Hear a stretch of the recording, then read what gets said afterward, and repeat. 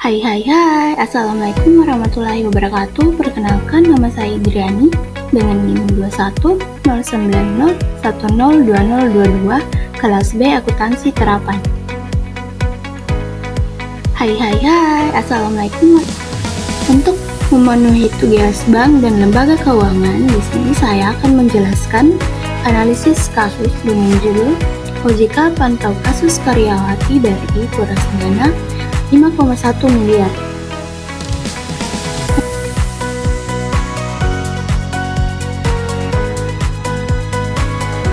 Kasus korupsi dan penyalahgunaan dana kembali mencoreng nama baik industri perbankan Indonesia. Kali ini, seorang karyawati Bank Rakyat Indonesia berinisial FRW diduga telah menguras dana nasabah hingga 5,1 miliar. Aksi nekat FRW ini tidak hanya merugikan para nasabah, tetapi juga menimbulkan keresahan di masyarakat dan menguras kepercayaan publik terhadap sistem keuangan nasional. Otoritas Jasa Keuangan OJK selaku regulator di sektor keuangan menyatakan keprihatinannya atas kasus ini dan terus memantau perkembangannya. OJK juga mendorong BRI untuk menyelesaikan kasus ini secara tuntas dan melakukan langkah-langkah pencegahan agar kejadian serupa tidak terulang kembali. Kasus FRW ini bagaikan bom waktu yang meledak di tengah upaya pemulihan ekonomi nasional pasca pandemi COVID-19.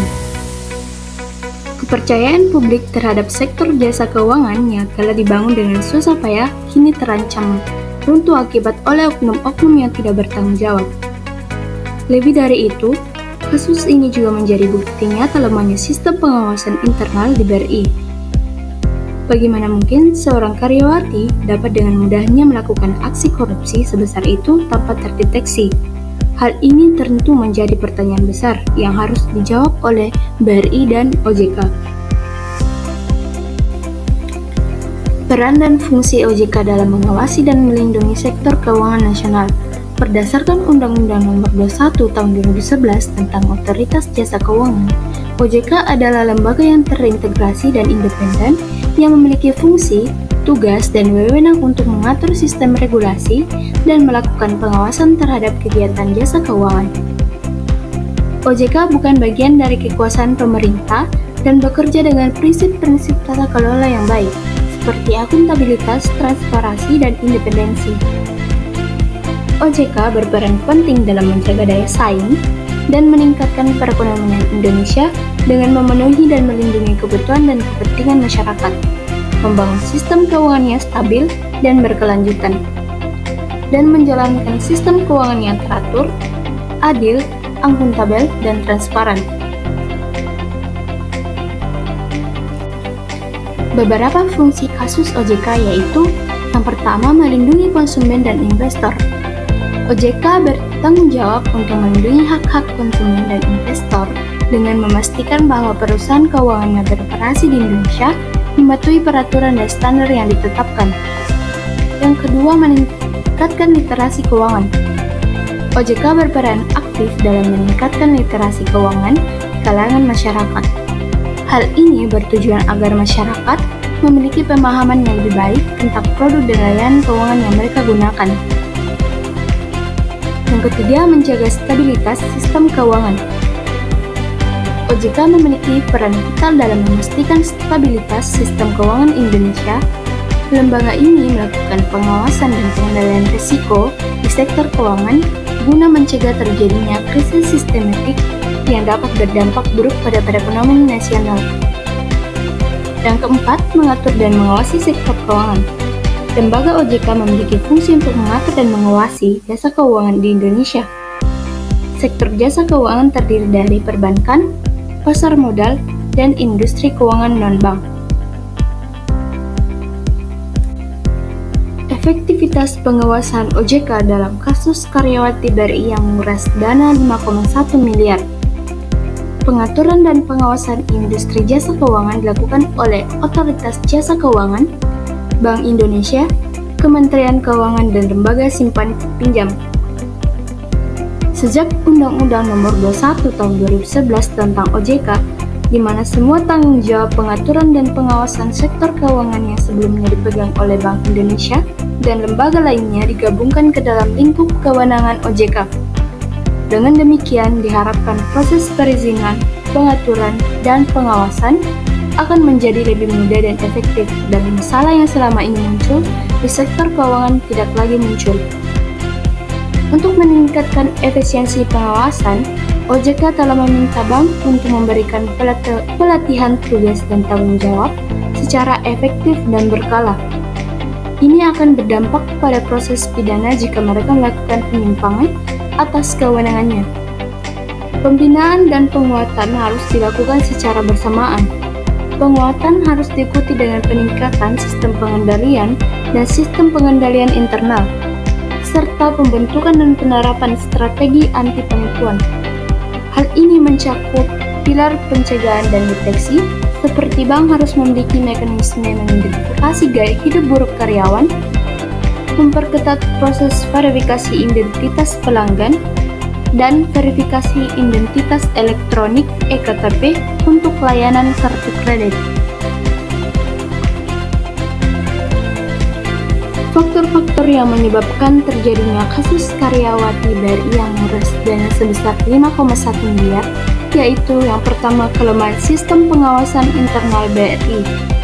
Karyawan dapat melakukan kecurangan karena tidak ada pembagian tugas yang jelas antara tugas pembukaan rekening dan penerbitan kartu kredit. BRI merasa sistem IT-nya tidak memadai untuk mendeteksi dan mencegah transaksi yang tidak sah dan tidak melakukan pengawasan dan kontrol terhadap aktivitas karyawan. Akibatnya, BRI tidak dapat menemukan tanda-tanda kecurangan. Yang kedua, kurangnya efektivitas pengawasan OJK. OJK tidak dapat mengidentifikasi risiko yang ada karena tidak mengawasi BRI secara rutin dan berkala. Selain itu, metode pengawasan yang digunakan OJK dianggap tidak efektif untuk menemukan modus operandi kecurangan yang kompleks. Selain itu, OJK tidak bekerja sama dengan BRI untuk membahas potensi risiko dan tindakan pencegahan.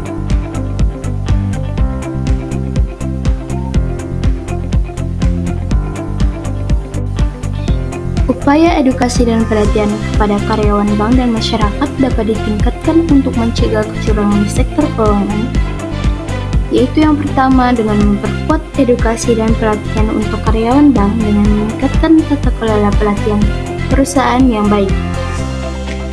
Orang-orang yang bekerja di bank harus sangat memahami GCG yang mencakup prinsip integritas, transparansi, dan akuntabilitas. Mereka juga harus dilatih tentang modus operandi kecurangan yang umum di industri keuangan, seperti penipuan, pencurian data, dan pemalsuan dokumen. Karyawan bank harus dilatih untuk mengidentifikasi tanda-tanda kecurangan dan melaporkan pada pihak berwenang dengan segera dengan membangun budaya yang aman dan mendukung bagi karyawan untuk melaporkan kecurangan. Selain itu, karyawan harus dilatih untuk menggunakan teknologi dengan aman dan bertanggung jawab, termasuk mencegah cybercrime. Yang kedua, meningkatkan edukasi dan pelatihan untuk masyarakat. Sangat penting untuk memberitahu masyarakat tentang hak dan kewajiban mereka sebagai nasabah bank, serta cara melindungi diri dari kecurangan. Selain itu, perlu dilakukan kampanye kewaspadaan publik untuk meningkatkan kesadaran masyarakat tentang modus operandi kecurangan yang umum terjadi. Untuk meningkatkan jangkauan dan efektivitas materi pendidikan, pelatihan dapat dilakukan melalui berbagai media seperti seminar, workshop, dan webinar dan media sosial. Yang ketiga, meningkatkan implementasi program pencegahan kecurangan. Bank harus membuat program pencegahan kecurangan yang luas, termasuk pelatihan dan edukasi, pemantauan internal, dan kontrol. Mereka juga harus bekerja sama dengan otoritas jasa keuangan dan lembaga penegak hukum untuk mencegah dan memberantas kecurangan di sektor keuangan. Mereka juga harus melakukan penilaian risiko secara teratur untuk menemukan potensi kecurangan dan mengambil tindakan pencegahan yang tepat. Untuk mendeteksi dan mencegah kecurangan dengan lebih baik, teknologi seperti kecerdasan buatan AI dan pembelajaran mesin digunakan. Peran penting pimpinan dan manajemen bank. Pimpinan bank harus menunjukkan komitmen yang yang kuat terhadap pencegahan kecurangan dengan mendukung program pelatihan dan pendidikan, berkomunikasi dengan baik dengan karyawan dan konsumen tentang pentingnya menghindari kecurangan, dan menciptakan budaya integritas dan akuntabilitas tempat kerja untuk mengurangi kemungkinan kecurangan.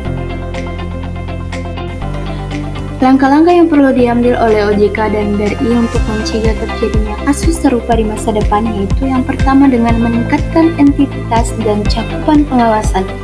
OJK perlu meningkatkan frekuensi dan intensitas pengawasan terhadap bank-bank, termasuk Bank BRI. Hal ini dapat dilakukan dengan melakukan pemeriksaan secara berkala, baik secara on-site maupun off-site, serta memperluas cakupan pengawasan terhadap berbagai aspek operasional bank. Yang kedua, meningkatkan koordinasi dengan BRI. OJK perlu menjalin komunikasi dan koordinasi yang lebih intens dengan BRI, termasuk dalam hal pertukaran informasi dan data terkait potensi risiko kecurangan. Yang ketiga, menerapkan sanksi tegas. OJK perlu menerapkan sanksi yang tegas terhadap bank-bank yang terbukti melakukan pelanggaran, termasuk sanksi denda, pembekuan izin usaha, dan pemberhentian direksi dan komisaris. Yang keempat, memperkuat sistem pengawasan internal. BRI perlu meningkatkan sistem pengawasan internalnya dengan menerapkan sekresi tugas yang jelas, meningkatkan keamanan sistem IT, dan meningkatkan monitoring dan kontrol terhadap aktivitas karyawan. Yang kelima, memperbaiki budaya organisasi. BRI perlu membangun budaya organisasi berintegritas dan anti korupsi dengan menanamkan nilai-nilai etika dan kepatuhan kepada seluruh karyawan. Yang keenam, meningkatkan edukasi dan pelatihan karyawan. BRI perlu memberikan edukasi dan pelatihan kepada karyawannya tentang hukum dan konsekuensi dari tindakan yang melanggar hukum, serta tentang pentingnya menjaga integritas dan mencegah kecurangan, dan membangun sistem whistleblowing yang efektif dan aman bagi karyawan untuk melaporkan potensi kecurangan atau pelanggaran yang mereka temui. Yang ketujuh, meningkatkan kerjasama dengan penegak hukum. BRI perlu menjalin kerjasama yang erat dengan penegak hukum untuk membantu proses investigasi. Yang kedelapan, meningkatkan literasi keuangan masyarakat. Dengan OJK dan BRI perlu bekerjasama untuk meningkatkan literasi keuangan masyarakat agar lebih memahami hak dan kewajibannya sebagai nasabah, serta lebih waspada terhadap modus operandi kecurangan di sektor keuangan. Yang kesembilan, memperkuat regulasi. Pemerintah perlu memperkuat regulasi di sektor keuangan untuk mencegah terjadinya kecurangan dan melindungi konsumen. Itulah tadi pembahasan bagaimana OJK memantau kasus karyawati BRI kuras dana sebesar 5,1 miliar. Assalamualaikum warahmatullahi wabarakatuh. Itulah tadi pembahasan bagaimana OJK memantau kasus karyawati BRI kuras dana sebesar 5,1 miliar. Assalamualaikum warahmatullahi wabarakatuh. Itulah tadi